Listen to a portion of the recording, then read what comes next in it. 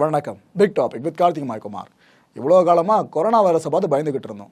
இப்போது கொரோனா பரவாயில்ல போல இருக்குப்பா அப்படின்னு நாம் நினைக்கிற அளவுக்கு வெயில் போட்டு வாட்டி வதச்சிக்கிட்டு இருக்கு.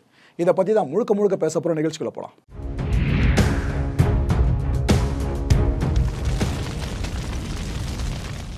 சர்வதேச ஆய்வாளர்களை கொண்ட ஒரு மிகப்பெரிய குழுவுக்கு பேர் தான் வேர்ல்டு வெதர் அட்ரிபியூஷன் குரூப். இவங்க இப்போ ஒரு மிகப்பெரிய ஆய்வு முடிவை வெளியிட்டிருக்காங்க. இது கூடவே ஒரு சில கணிப்புகளையும் சொல்லியிருக்காங்க.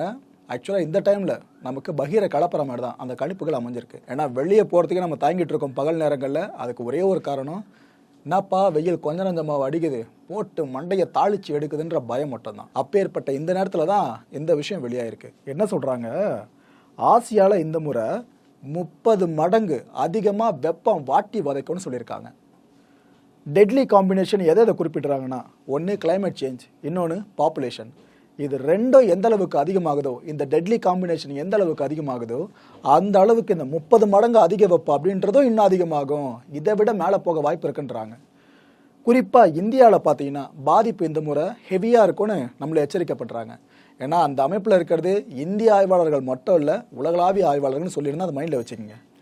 உயிரிழப்புகளும் லேசாக உயரலாம்னு சொல்கிறாங்க. ஏன்னா நிறைய பேர் நினச்சிக்கிட்டு இருக்கிறது பெரு வெள்ளத்தினால தான் அதிகப்படியாக உயிரிழப்புகள் ஏற்படும்னு சொல்லிட்டு. ஆனால் ஒவ்வொரு வருஷமாக கணக்கெடுத்து பார்த்தீங்கன்னா அதிகபட்ச வெப்பம் இருக்கல அந்த வெயிலால், இதனாலேயும் உயிரிழப்புகள் ஏற்பட்டிருக்கு. ஹீட் ஸ்ட்ரோக்லாம் கேள்விப்பட்டிருப்பீங்களே, எல்லாம் இதுக்குள்ளே வர்ற பலிகள் தான். தமிழ்நாட்டு வரலாற்றில் முதன்முறையாக அப்படி ப்ரோமோ தான் கட் பண்ண போல இருக்குது. அந்த அளவுக்கு இப்போ ஒரு விஷயம் நடந்திருக்குங்க. ஒரு 3 நாட்களுக்கு முன்னாடி பார்த்தீங்கன்னா நம்ம அரக்கோணம் பகுதி இருக்குல்ல, அங்கே 115 டிகிரி ஃபாரன்ஹீட் வெப்பம் பதிவாச்சு. தமிழ்நாட்டில் இதுதான் ஃபர்ஸ்ட் டைம் இந்த இடத்துல இந்த அளவுக்கு வெப்பம் வாட்டி வதச்சிருக்கிறது. வெளியில போறதுக்கு தமிழக மக்கள் பயந்துகிட்டு இருக்காங்கன்னு சொன்னால இந்த அளவுக்கு வெயில் மண்டையை போட்டு உடச்சி எடுத்தா எப்படி வெளியே போவாங்க? இந்த நேரத்தில் மின்வெட்டம் அங்கங்கே ஏற்பட்டுக்கிட்டு தான் இருக்கு.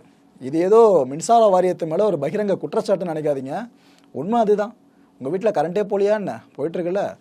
இதுக்கு முன்னாடி இருந்த பவர் கட் இஷ்யூவை விட இப்போ கொஞ்சம் லேசாக கிராஜுவலாக இன்க்ரீஸ் ஆகிட்டு வந்துட்டு இருக்கு. இதுக்கு ஒரு பக்கம் சொல்கிற விளக்கம் பார்த்தீங்கன்னா, இல்லைங்க வெயில் டைம் அப்படின்றதுனால நிறையா வீடுகளில் மின்சார நுகர்வு அப்படின்றது அதிகமாகிடுச்சு, அதுவும் ஏசி பயன்பாடு இப்போ பயங்கரமாக இருக்குது. ஸோ இதனாலேயே இந்த மின் பகிர்வு அப்படின்ற விஷயத்தை கரெக்டாக பண்ண வேண்டியதாக இருக்குது. சரியான அளவு மெயின்டைன் பண்ணுறதுல சில சிக்கல் ஏற்பட்டிருக்கு, ஆனால் இதை சரி பண்ணிட்டு இருக்கோம் அப்படின்னு விளக்கமும் கொடுக்கப்பட்டிருக்கு. ஆனால் மின்வெட்டு இந்த டைமில் ஏற்படுறது மக்களை இன்னும் சிரமத்தில் ஆழ்த்தும். அடிக்கிற வெயிலுக்கு வெளியே போக வரான்னு வீட்டுக்குள்ளே இருந்தாங்கன்னா, எதுவுமே ஃபேனை ஓடல எதுவுமே ஓடல அப்படின்னா இங்கேயே அவங்க அனலில் தவிக்க வேண்டியதான். அந்த ஒரு பெரிய கஷ்டத்தையும் மக்கள் சுமந்துக்கிட்டு இருக்காங்க. இதுவும் பொதுவெளி கொண்டு வரது இப்போ நல்லதுன்னு நினைக்கிறேன்.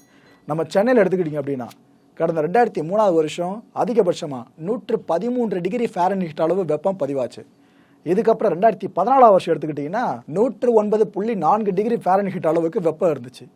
இந்த 2 அதிகபட்ச வெப்பநிலைகள் இருக்குல்ல, இதை தாண்டி இந்த பட்டியலை 3ஆவதாக இடம் பிடிச்சிருக்கு இந்த 2023 வருஷம். கிட்டத்தட்ட 8 ஆண்டுகளுக்கு பிற்பாடு, அதாவது 2014க்கு பிற்பாடு 3ஆவது அதிகபட்ச வெப்பநிலை இப்போ பதிவாயிருக்கு சென்னையில். நம்ம சென்னை மீனம்பாக்கம் இருக்கு பாருங்க, அங்கே 108 டிகிரி ஃபாரன்ஹீட் வெப்பம் வெளுத்து வாங்குது. ஸோ இதில் நம்மளுக்கு ஒரு விஷயம் தெளிவாக தெரியுது, கடந்த 8 ஆண்டுகளை நம்ம ஃபேஸ் பண்ணாத வெப்பத்தை வெயில இந்த வருஷம் ஃபேஸ் பண்ணிட்டு இருக்கிறது. ஸோ இந்த நிகழ்ச்சி ஆரம்பத்திலே சொன்னல, ஒரு கணிப்பு ஒரு அமைப்பு வெளியிட்டிருக்கான்னு, அது அப்படியே ஒத்து போதில். இங்கே நம்ம திருப்பத்தூர், தருமபுரி, நாமக்கல் உட்பட தமிழ்நாட்டில் 18 இடங்களில் வெயில் சதம் அடிச்சிருக்கு. இட் மீன்ஸ் 100 டிகிரி ஃபாரன்ஹீட்டை கடந்து வெயில் அங்கே பொழந்துக்கிட்டு இருக்கு 18 பகுதிகளில். எதுக்காக இந்த அளவு அதீத வெப்பம் இந்த வருஷம்? இந்த ஒரு பர்டிகுலர் டைம் பீரியடில், அது கோடை வெப்பம் இல்லையா, இந்த டைமில் எதுக்கு இந்த அளவு அதீதமாக வெப்பம் மேலே போயிருக்கு அப்படின்ட்டு இந்த கேள்விக்கான பதிலை நம்ம வானிலை இயக்குநரகம் இருக்குல்ல, அதை நோக்கி செய்தியாளர்கள் கேட்டிருந்தாங்க. அப்போ அந்த இயக்குநரகம் தரப்பில் பல விஷயங்கள் விளக்கமாக கொடுக்கப்படுச்சுங்க. அது ஒன்று ஒன்றா இப்போ பார்க்கலாம். இந்த அளவு வெயிலுக்கு முக்கியமான காரணம்னு எடுத்துக்கிட்டா இந்த மோகா புயல் இருக்குல்ல, சமீபத்தில் கூட கரையை கடந்துச்சு பாருங்க. அந்த புயலால் காற்றோட ஈரப்பதம் வெகுவாக குறைஞ்சிருக்கான் ஒன்று. இதன் காரணமாக கடல் காற்று இருக்குல்ல, இது தாமதமாக வீச ஆரம்பிச்சிருக்கு 2. ஈரப்பதமான மழை மேகங்கள் இருக்கும் பார்த்தீங்களா, அது இப்போ பெருசாக தென்படுறதே கிடையாது 3. மேற்கிலிருந்து வர்ற வறண்ட காற்று 4. இது எல்லாம் சேர்ந்து ஒரே நேரத்தில் இருக்கிறதுனால தான் நாம் இந்த அளவுக்கு அதீத வெப்பத்தை இப்போ ஃபேஸ் பண்ணிக்கிட்டு இருக்கோமா. கடந்த 13, 14 இந்த தேதிகளில் தான் அந்த மோகா புயல் கரையை கடந்து இருந்துச்சு. லிட்டரலாக 2 நாட்கள் வரைக்கும் கடல் காற்று இயல்பாகலை.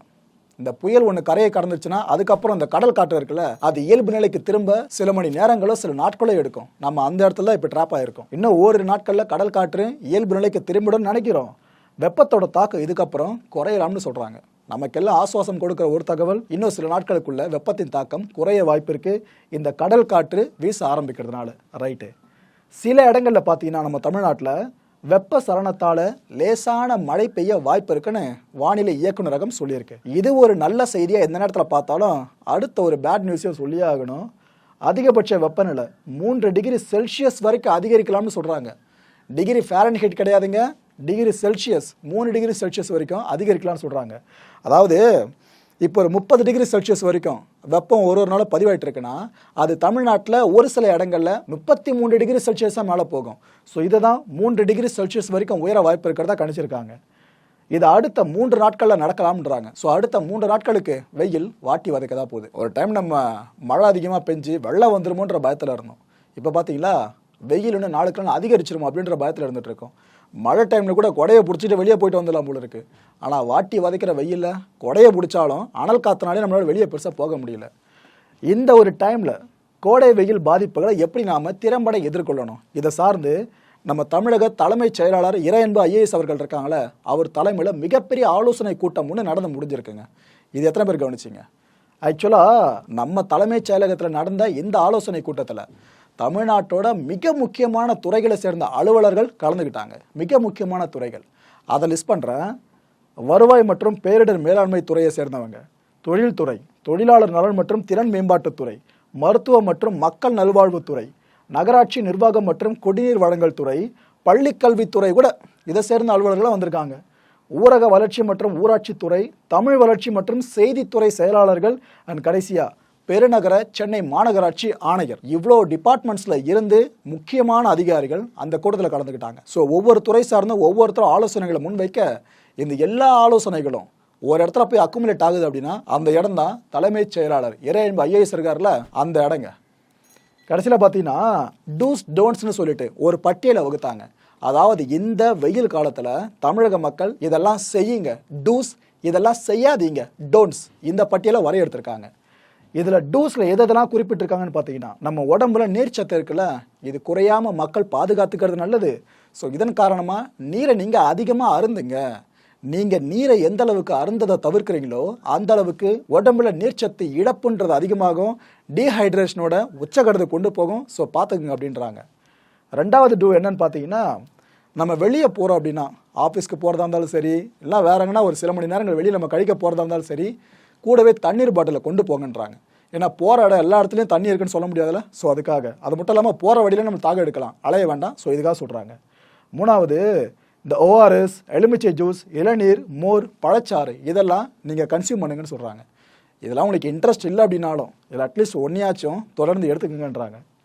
பழங்கள், காய்கறிகளை நம்ம உணவில் அதிகப்படியாக சேர்த்துக்கிறது நல்லதுன்றாங்க. இது ஆக்சுவலாக வெயில் காலத்துக்கு மட்டும் இல்லை, மற்ற எல்லா டைம்லும் நல்லதுன்னு தான் சொல்லுவேன். ஏன்னா பழங்கள்லாம் ஃபைபர் கண்டென்ட்னு சொல்லுவோம். நம்ம ஜீரண சக்திக்கு ஒரு வரப்பிரசாதம் ஆக்சுவலாக, அது சீக்கிரமாக செரிமானமாகறதுக்கும். அண்ட் வீட்டில் சமைச்ச உணவு இருக்குல்ல, இதை அதிகமாக இம்பார்ட்டன்ஸ் கொடுத்து சாப்பிடுங்க அப்படின்றாங்க. ஏன்னா நிறைய பேர் இந்த வெயில் காலத்தில் கூட வெளியில் இருந்த உணவுகளை வாங்கி சாப்பிட்டுக்கிட்டு இருப்பாங்க. 3 வேளையாக ஹோட்டல் சாப்பாடு சாப்பிட்றவங்களும் சென்னையில் இருக்க தான் செய்கிறாங்க, நம்ம தமிழ்நாட்டில் ஃபுல்லாக இருக்க தான் செய்கிறாங்க. அதுபோல் ஆட்கள் இந்த வெயில் காலம் முடிகிற வரைக்கும் வீட்டில் சமைக்கிற உணவுக்கு இம்பார்ட்டன்ஸ் கொடுங்கன்றது நல்ல விஷயம் தான். ஏன்னா வெளியில் ஹோட்டல்ஸில் சில ஹோட்டல்ஸில் எந்த அளவுக்கு தரமாக அவங்க இந்த வெயிலை தாக்கு பிடிக்கிற அளவுக்கு அதுக்கேற்ற உணவுகளை செஞ்சு கொடுப்பான்னு சொல்ல முடியாதுல்ல.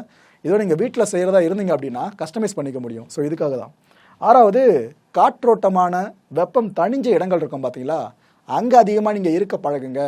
மற்றபடி அனல் காற்று வீசுகிற இடத்துக்கு போகிறதையும் வெயில் சுட்டெரிக்கிற இடத்துல நீங்கள் இருக்கிறதையும் தவிர்த்துருங்கன்றாங்க. ஏழாவது விஷயம் என்னென்னு பார்த்தீங்கன்னா, மக்கள் செய்ய வேண்டியது இந்த மெல்லிய தளர்வான பருத்தி ஆடைகள் இருக்குல்ல, அதை இந்த வெயில் காலத்தில் உடுத்துங்கன்றாங்க. இந்த டைம்லேயே உடம்ப நல்லா டைட்டாக பிடிச்சிக்கிட்டு இருக்க மாதிரி ட்ரெஸ்ஸை போட்டுக்கிட்டு ஜீன்ஸ் பேண்ட்லாம் போட்டுக்கிட்டு சுற்றி ரொம்ப ரொம்ப கஷ்டம், கவலைக்கிடும் அதெல்லாம். ஸோ அதெல்லாம் பண்ணாதீங்கன்றாங்க. எந்த அளவுக்கு லேசான உடைகள், லூஸான ட்ரெஸ்ஸாக இருக்க முடியுமோ அதை பயன்படுத்துங்கன்றாங்க. வெளியே போகிறப்ப காலடிகள் கம்பல்சரின்றாங்க. இதெல்லாம் ஆக்சுவலாக கவர்மெண்ட் லிஸ்ட்டாக வெளியிட்டிருக்கிறது அவங்க நலனுக்காக இல்லை, மக்கள் நம்மளுக்காக, நமக்காக ஓடிக்கிட்டு இருக்க ஒரு இயந்திரம் தான் அரசு இயந்திரம். ஸோ அப்பேற்பட்ட அரசு இயந்திரம் சொல்கிறதா இந்த விஷயம். செருப்பை போட்டுங்கப்பான்றாங்க, புரிஞ்சிருக்கோன்னு நம்புகிறேன். ஏன்னா சில பேர் வெளியே போறவங்க நான் வெயில நல்லா தாக்கு பிடிக்கிறவன் அப்படின்னு அந்த இடத்துல உங்களுக்கு வீரத்தை காட்டுற அதெல்லாம் சொல்லிட்டு செருப்பை தவிர்த்துட்டு போவாங்க. நல்லது இல்லைன்றாங்க. மதிய நேரத்தில் வெளியே போறவங்களா இருந்தீங்கன்னா கொடை எடுத்துட்டு போங்க அப்படின்றாங்க. கொடை ஓரளவுக்கு வெயிலை கண்ட்ரோல் பண்ணும். நீங்கள் வெயிலோடு டைரெக்டாக கான்டாக்டில் இருக்கிறதுல இருந்து.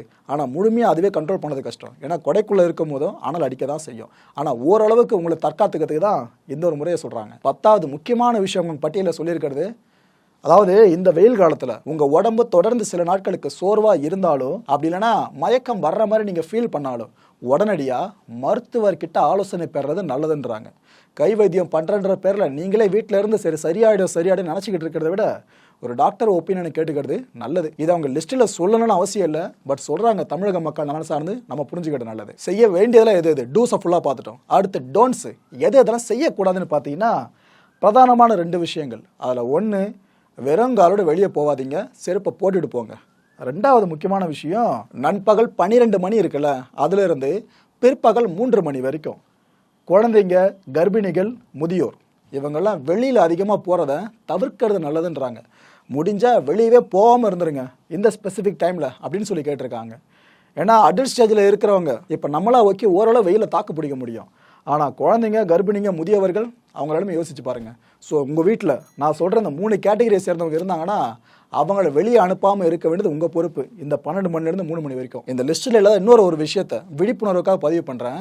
ஒரு சிலர் என்ன பண்ணுவாங்க, இந்த குழந்தைய காரில் வச்சுக்கிட்டோ இல்லைன்னா செல்ல பிராணிகளை காரில் வச்சுக்கிட்டோ எங்கன்னா அவங்க பயணம் பண்ணுறேன்னு போயிட்டு ஏதோ மால் வருது, ஒரு கடை வருது அப்படின்னா அங்கே வெட்ட வெளி வெயிலேயே காரை நிறுத்திட்டு லாக் பண்ணிவிட்டு கடைக்குள்ளே போயிடுவாங்க. அந்த குழந்தை உள்ளே சேஃபாக இருக்கும் அப்படின்ற நம்பிக்கையில் உள்ளே போயிடுவாங்க. செல்ல பிராணிகளை சேஃபாக இருக்கும் நம்பிக்கையில் உள்ளே போயிடுவாங்க. ஆனால் அடிக்கிற வெயிலுக்கு ஏசி உள்ள ஆன் பண்ணாமல் ஒரு வேளை இருந்திருந்தா, இல்லை மால் ஃபங்க்ஷனால் அது ஒர்க் ஆகாமல் இருந்திருந்தா, அது இருந்தும் பிரயோஜனம் இல்லாமல் இருந்திருந்தா ஒட்டுமொத்த வெயிலும் அப்படியே உள்ளே இறங்கும். கொஞ்சம் யோசிச்சு பாருங்கள். ஏதோ மைக்ரோவேவ் அவனுக்குள்ள குழந்தை இருக்காம மாதிரி செல்ல பிராணிகள் இருக்காம இருந்தால் இருக்கும். ஸோ இந்த வெயில் டைமில் குழந்தைங்கள காரில் அடைச்சிட்டு போவாங்களா சில பேரண்ட்ஸ், அதை பண்ணாதீங்க. செல்ல பிராணிகள் உள்ளே இருந்தாலும் அதையும் சக உயிராக மதிக்கலாம். அந்த செல்ல பிராணிகளை உள்ளே அடைச்சிட்டு நீங்கள் பண்ணி ஷாப்பிங் பண்ணிட்டு பொறுமையாக ஆடி அசைஞ்சு வந்தீங்கன்னா என்ன வேணாலும் நடந்திருக்கலாம். ஸோ இந்த ஒரு விழிப்புணர்வை மனசில் இந்த நேரத்தில் ஏந்துங்க. ஏன்னா வெயில் அவ்வளோ வாட்டி வதச்சிக்கிட்டு இருக்கு. இந்த கான்டென்ட்டை பொறுத்த வரைக்கும் நாமெல்லாம் சிந்திக்க வேண்டியது ஒரே ஒரு விஷயம் தான் மக்களே, அலட்சியத்தை முழுமையாக மறந்துடுங்க. விழிப்புணர்வை மட்டும் மனசில் விதைச்சிட்டு அந்த விழிப்புணர்வை இம்ப்ளிமெண்ட் பண்ணுங்கள். அடுத்த நிகழ்ச்சியை சந்திக்கலாம். நன்றி, வணக்கம்.